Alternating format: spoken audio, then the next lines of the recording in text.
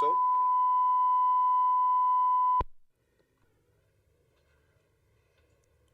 Okay, speed.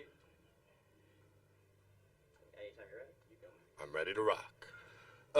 So hey, I just wanted to suggest two simple things that if everybody got together and eliminated them would vastly improve the rock music, which, you know, is the most important thing in my life and probably yours. First, moshing.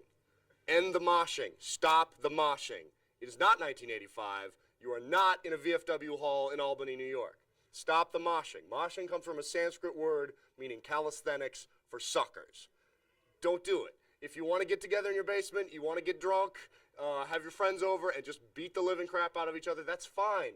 Do it. I'm all for it. Have at it. I'm into it. I'm with you. I'm feeling you. But don't come to a folk band show. Don't do it. Don't do it. No. Okay, second thing, irony. Stop the irony. It's got to stop.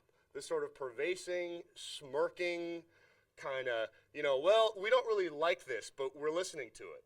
You know, if you like something, like it. Actually like it. Listen to things you actually like and, you know, and go on and rock on brother metal. Nobody who knows who the fuck you are. Well, they did this in the Black Cat in Right, 1994. You know, so. cool. So are these radio station things, have they become a staple for you guys, or are you doing a whole lot of them this summer, or? We do not have a completed piece of recorded product at this point in time. Therefore, So the promotional aspects of it aren't really there. yeah, Right. exactly. I mean, you do these because you want to sell a record on a radio station, and so we're just doing this because they asked us, I think like 2 seconds after we got off stage last year. Right. So we were like, okay, sure. And you actually did like the second stage last year. Yeah, right? we did the parking lot. Yeah, second stage. It's not a second stage. It's a parking lot. I was trying to. We did it Kinda here. nice. We did it at Lollapalooza. We know. We've been there. It's a parking lot. Lollapalooza, which of course is no more.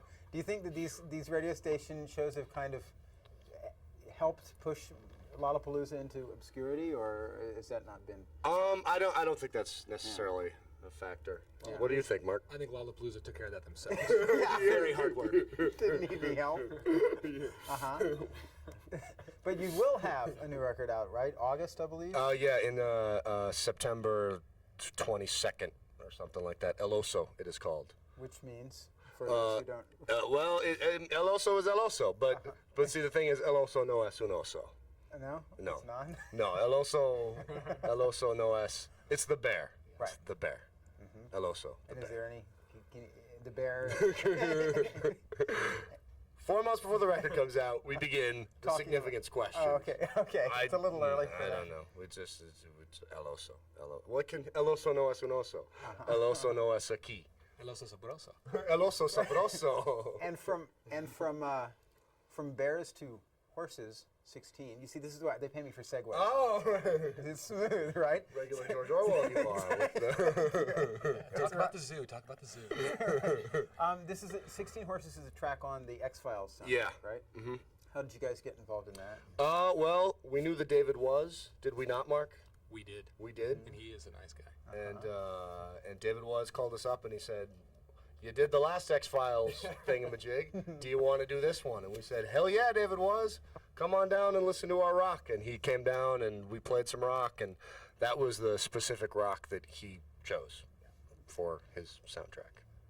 Are you fans of the show, I guess? Or, Yeah, particularly the David Duchovny. I love the man. I can't help myself. But we have such a history. I don't want to You go. and Dave? I didn't know. Long ago, in Paris, after the war, David Duchovny and Antoni. We ran a little bistro, ran some moonshine into Belgium. It was the cheese. It was a very interesting time. She screwed up everything. She screwed up everything. Damn you, Jillian. Damn you. Damn you. Of course, an X-Files movie this summer. You expect the X-Files just thing to grow by leaps and bounds now that they're on the big screen? I bet it flops. No, you don't think it's not going to translate to? We're Hollywood insiders, so it's fitting that you asked. Obviously, Mark is an entertainment professional, Geez, I have no. I actually forgot it was there was a movie coming out, and every once in a while they would say, "Oh, and the soundtrack. Oh, that's right, the movie is coming out." So I'm looking forward to the whatchamacallit. What's that movie with the guy and the thing? The Buffalo 66. Yeah, Vincent Gallo. Yeah. Totally. Christina Ricci. You Phone numbers, please. tell me about this it's a radio diversity, I believe, album that you guys are involved with, and that group, and what the whole thing is about. There was a station in Minneapolis called Rev 105 that was really supportive of Soul Coughing, and it was a very different station, and they played, Patsy Cline, and they played Shudder to Think, and they obviously played us. And subsequently, we have this,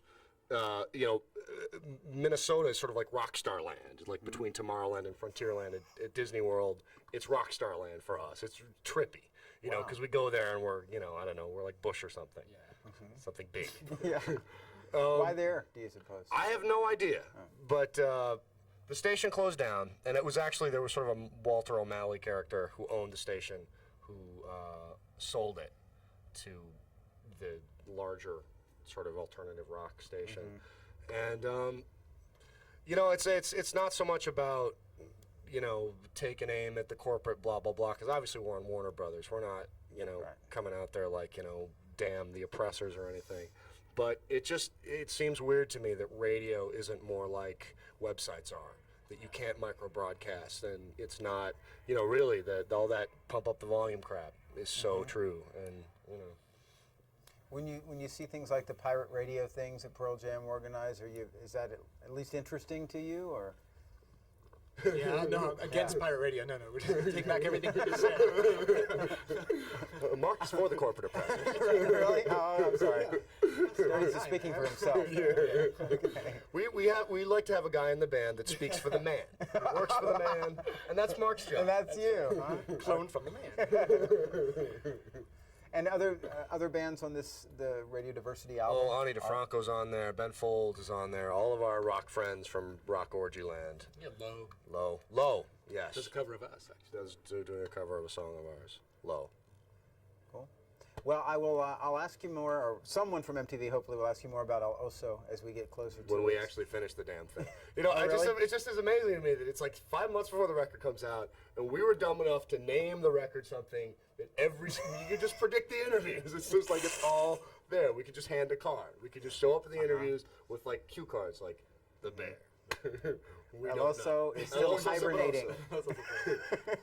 He's yet to emerge from his cave, El Oso. We're gonna actually rename our record something which is so like Soul Coughing plays rock music. Soul Coughing plays the popular music. Don't want to be your monkey wrench. I'm so about this two mic thing. Are you getting this on camera? This is amazing.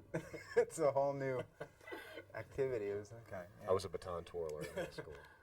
So, is this HFS thing? You said they asked you to do it. Is it pretty much the only show you're doing for a while? Or Well, we did a bunch of like college shows. We did Minnesota, as we go to because that's our life is going back to Minnesota every 6 weeks. And we did Oberlin, and we did Baltimore, just whatever. It's like Spring Fest season, and you go out and you do the colleges. But this was the only kind of big deal show on the list. we are also doing a couple of yeah.